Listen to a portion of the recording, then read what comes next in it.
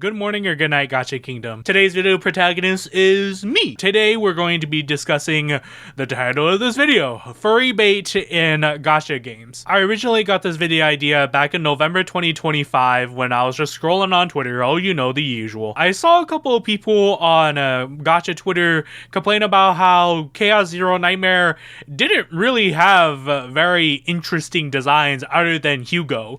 Like, even the straight gamers were complaining about how this game kind of just like had nothing. Like, even 6 months later, to me, this roster of characters, I mean, like, this girl's pretty cool, I guess, and they got a robot. You know, obviously, you look at Hugo. Hugo is basically just office worker Blythe, which is, you know, always a plus in my book. That's about it. Everybody else is kind of like,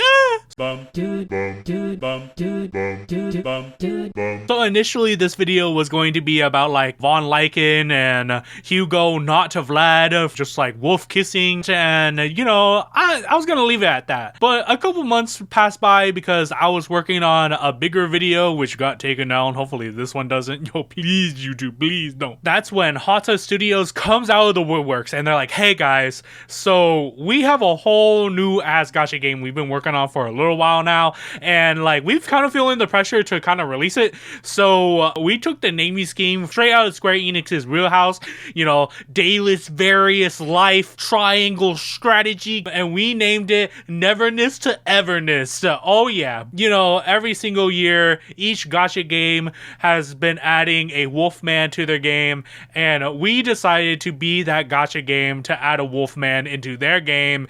So look at this guy. His name's Skia. He's an A rank, aka 4-star, so that he's easier for you to get and for you to play as and stuff. Am I right, guys? Please play our game. I looked at Skia, and then I looked at Hugo, not Vlad, and then I looked at Von Lycaon, and then I looked back at Hotta Studio, and I told them, I don't think you're fooling anybody. College thesis time. Why? Why were we doing backflips, somersaults, and breakdancing just to attempt to get the furries to play your game? At first, my initial thought was just money. And we all know that furries, it's a stereotype, but like high key, it's kind of true. Furries got money, and if you cater to that audience, well, I mean, you're gonna be sticking around for a long time. And while there could be a case where Von Lycaon and Hugo being 5 stars in the standard banner respectively, you know, they're standard character ranks, but I've seen people spend hundreds and hundreds of dollars try to get Von Lycaon and Hugo. So I mean, like, hey, it worked. Skia, on the other hand, like, just makes no sense. Like, Skia is a rank 4-star equivalent to initial launch character.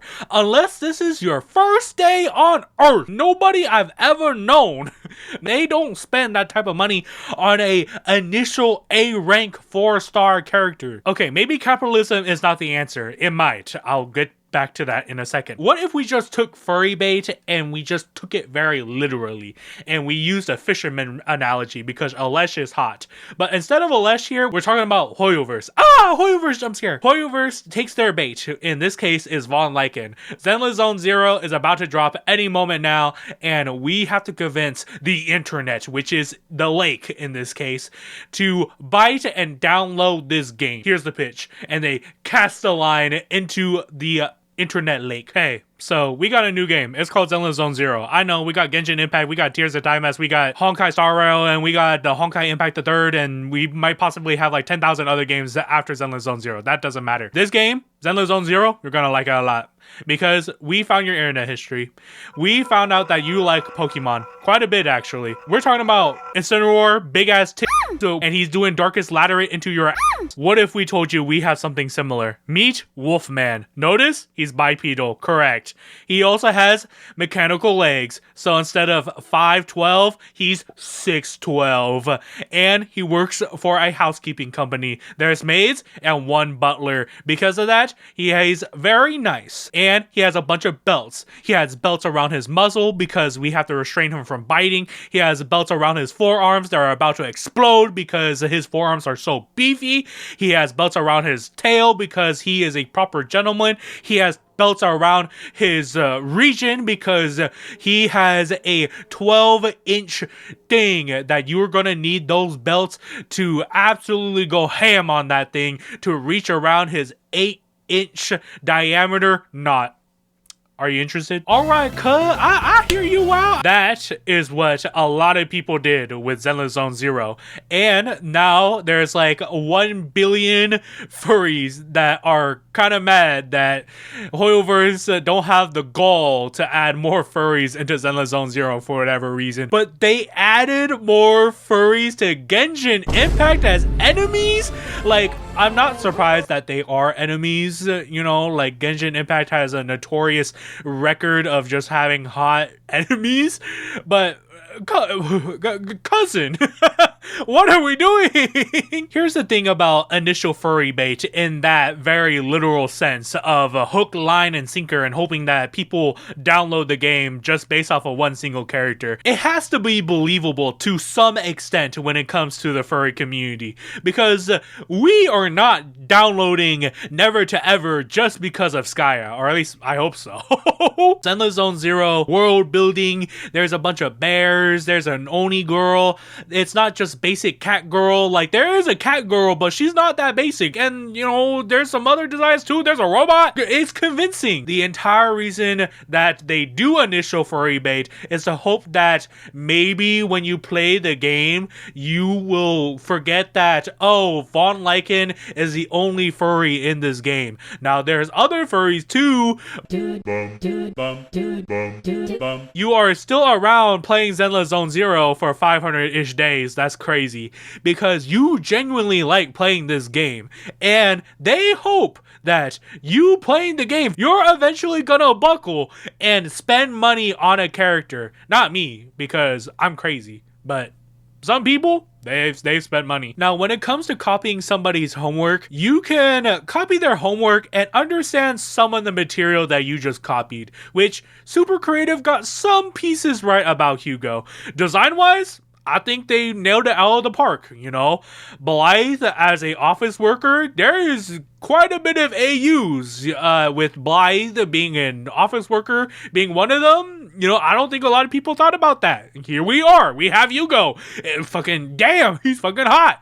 Takes off his tie as his ult and he unleashes all his power and shit. All right, I'm sold. But if you take a step back and look at the rest of the roster, you're like, oh, yeah, he's probably gonna be like the only furry, isn't he? Or, you know, you got a robot. You know, Zenless Zone Zero also had a robot.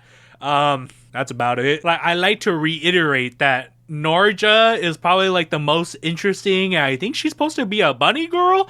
And then we also have Rita down here, but like she's kind of like a basic cat girl. I've seen like a million of them. I don't know how to pronounce her name, but I think she's supposed to be a mouse and she's kind of cool. Magna, again, you're like, she's just a cat. Like, 2 cat girls, come on, man. But that's not as bad as the person that copies the homework and then just doesn't understand anything that they just copied down.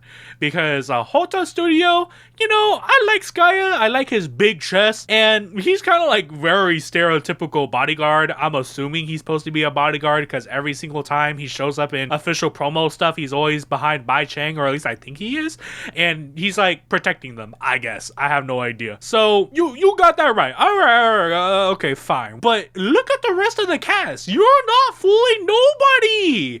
Like, there's 2 cat girls, and like possibly Hanel's supposed to be like Perlica, but pink. Mint is clearly a cat girl, but when I first saw Nanali, I really thought that she was just a streamer girl that was wearing Razer headphones that had cat ears.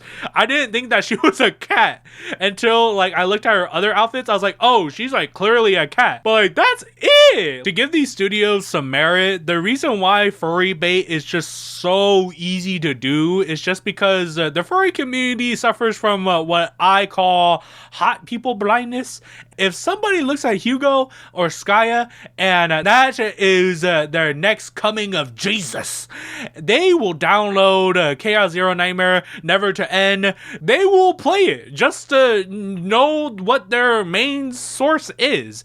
And these developers hope that you like the gameplay of their actual game enough for you to stick around the game long enough for you to possibly spend some money on the game. Not me though, but if I did have money to spend on Von Lycaon, Hugo, and Skia, let me tell you, it's gonna be something that I can't show on YouTube.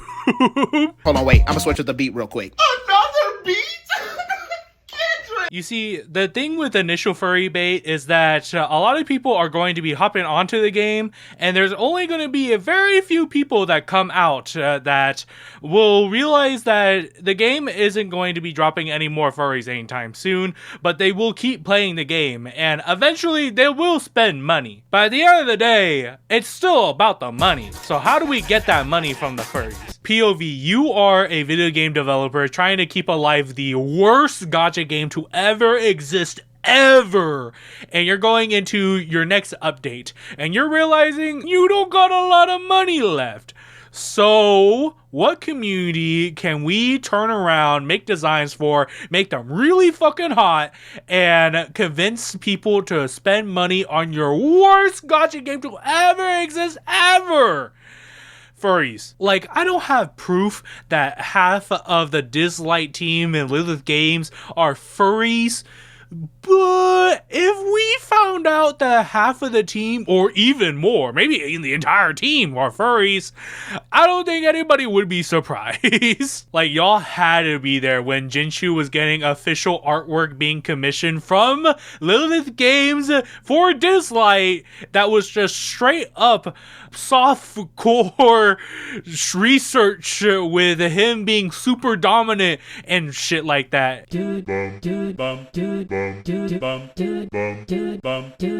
Okay, I get it. You don't like a tiger. Okay, what if we put the tiger right next to the lion? Okay, you don't like that either? Okay, what if we give you a lizard with a belt around his muzzle? Okay, you don't like that either. What if we gave you a old man minotaur? Okay, you don't like that either. What if we gave you a like Eastern inspired dragon wolf spirit guy man? You don't like that either. Okay, what if we just took the icon of the game and we just made him naked? You don't like that either? Oh shit. Oh god, what do we do? Quick, what about Shark Man? No? Okay, what about he had a fox twink boyfriend? No? Oh shit. What about a dragon? No? Oh my god. Man. Quick, get Freddy in here. Light him on fire. What about Freddy on fire? He's literally hot. Oh yeah, you like that? Oh yeah, I knew you would like that. Have you noticed the amount of testosterone that is currently on your screen right now? I haven't even mentioned Sander or Uran or insert any other like character that's like a demon or not really furry, but like pseudo adjacent to the furry community and has like been adopted into the furry community. Like there's so many options here. Ooh, damn you, Lilith Games, being so good at your job at actually designing designs and like making them actually like good and shit like that. I wish you could actually make a game that isn't just an AFK farm so that I can look at your characters more. On the flip side of the coin, there's still the very stereotypical, we just did this for the money and we were just hoping that you guys had deep pockets. Please give us money. And the best example of this is Rayark with sdorica. I think the main purpose of releasing furries in between gaps where there's, the very stereotypical, we got Shengguang. Ooh, that's kind of cool, I guess. And then there's another girl, and there's another girl, and then there's another girl. And you're like, oh, okay. But then like, but here's Von Lycaon, and everyone cheers. Oh my god, they put him on fire! Holy shit, he's literally hot! The entire tactic is that they're hoping that the people that did drop the game because there was not enough furries would come back to the game because the furries are pretty fucking good, and they would realize that they don't got enough premium currency to get said character, so they gotta bust out the wallet, which is what I think the strategy that Rayark was doing with sdorica. I don't think that's what Dislyte is doing. I think Dislyte just genuinely likes furries, so they just like fuck it, all right, just put them in there. Editor banknote currency here. I thought I covered all my bases, but apparently I didn't. To keep this brief, every single gacha game that has ever existed ever releases a character that completely changes everything, to the point where even the devs are like, oh shit, we made this character way too fucking strong. For example, in Zenless Zone Zero, Miyabi released and changed everything about the game. Her name is Anna. From my understanding, what Anna does is basically, if you do damage to Anna, she slaps you back and also steals all your buffs, and then if she dies, she just resurrects herself and then proceeds to slap the shit out of you even more. Oh yeah, I also forgot to mention that Dislyte is a PvP game also. So you have the PvP structure, and then you get a character that basically parries all damage, and then if she ends up dying for whatever reason, she can just resurrect herself at a max of 3 times, by the way. Yeah, not a lot of people were happy about that. So what I can only assume was a dire attempt to get more people to play Dislyte, because people were genuinely quitting the game because of Anna's takeover of PvP. The very next update after Anna's update was Jinshu. Everything makes sense now.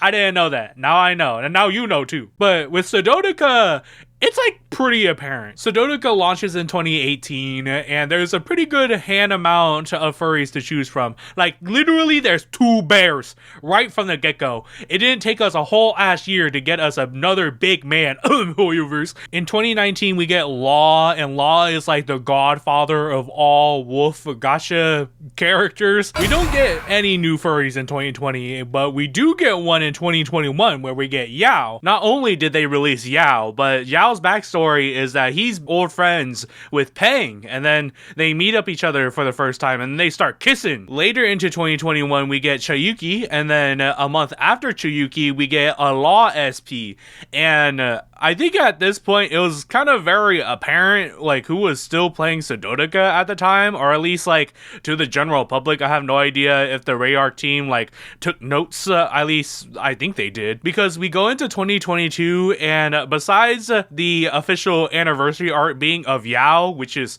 still kind of crazy for anniversary art, we actually didn't get any new furry units in 2022 until December. Gacha games have a tendency to add characters into the game around Christmas and New Year's time because everyone's getting money during the holidays, so why not spend that money on the game that you're playing for these characters that you want, right? In early December we get a SP of Chayuki and a skin for Juan Yun where he's supposed to be furry Santa.